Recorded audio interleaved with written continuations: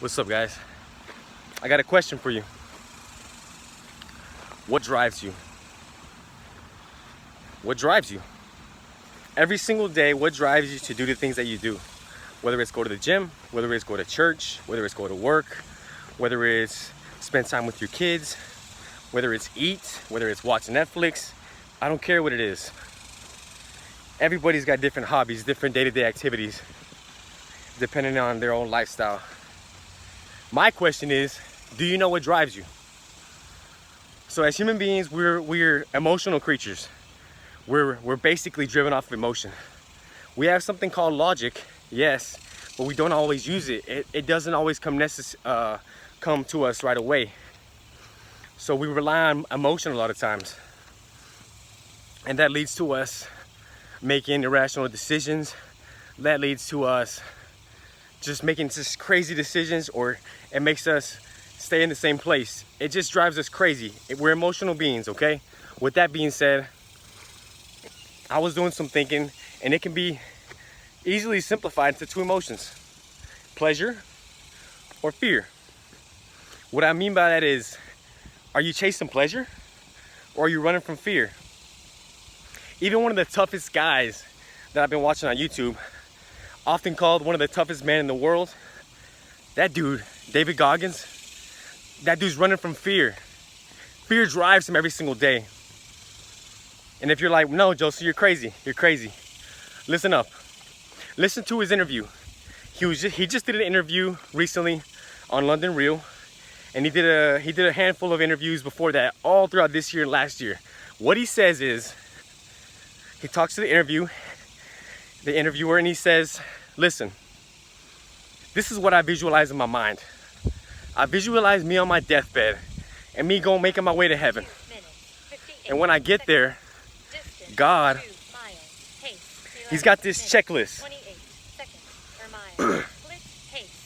So God's got this checklist, and he says, so David, you ran marathons, you were a Navy SEAL, you were a decorated officer, you changed the world, you've been inspiring people day to day.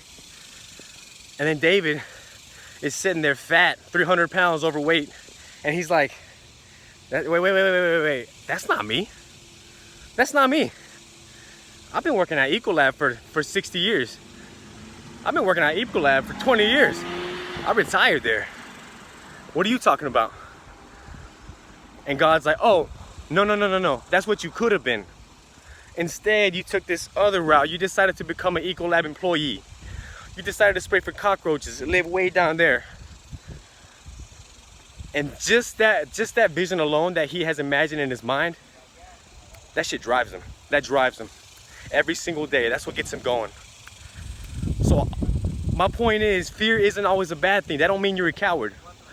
What that means is something's got to drive you. And you can use this in your favor if it's pleasure. Now, we often hear that the love of money is the root of all evil. So listen up. If you love money, if you love to make money, you love winning, use that. Use that as leverage. Just picture yourself, how you're gonna feel after you lose 50 pounds. Picture yourself, how you're gonna feel after you ask out that girl that you've been dying to ask out. You're just a little scared, you're a little angst, because you don't wanna mess up the friendship you guys got. Imagine how you're gonna feel when you win. That's the emotion you have to feel. Close your eyes, visualize it, use your imagination, and just breathe it in and feel it, okay? That's one way to do it. Another way to use your emotions is fear. This is often what I do. I picture myself losing my mom, or my grandma, or my brother. And I picture me saying all these things, wanting to go into business for myself, sharing my ideas and my dreams with them, whether they listen or not. And I picture them passing away. I picture them dying and me like, damn, looking down at their casket like, wow. I kept saying I'm gonna do it tomorrow. I kept saying I'm gonna do it Monday. I'm gonna quit my job on Monday. I'm gonna get certified on Monday. I'm gonna wait, because now is not a good time. Now's not a good time to go into business for myself because the market's not good. That's not, I picture that, I'm like, dude, I can't live with that. I can't live with that. So what I started to do, I've been listening to David Goggins, and I started to post all these little notes, these sticky notes of goals that I've been wanting to do. The type of man, the type of qualities that I think a man should reflect, that I would like to reflect in myself permanently. And I look at that every single day in the mirror. And that's actually what drove me to quit my job. Because I told myself, I don't want to be a bitch. That's one of the sticky notes that I had on the mirror. And by that sounds a little harsh, but it's true. For me, a bitch would be someone that wants to do something and doesn't do it because of fear. Not only fear that's made up in your head. It's literally not something that you're in danger of. It's just fear. It's an imaginary thing in your head that's stopping you to do something. That, to me, is considered a bitch in my eyes. And I didn't want to be that anymore.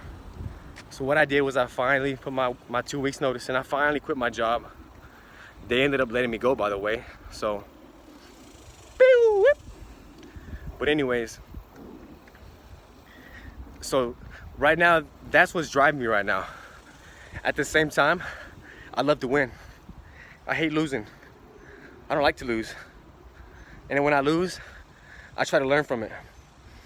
I like the winning. I like the praise. I like how it feels when people recognize me. And if I didn't do any self-reflection, I would never know that. So that's what it starts with. What drives you? Ask yourself that. Is it fear or is it pleasure?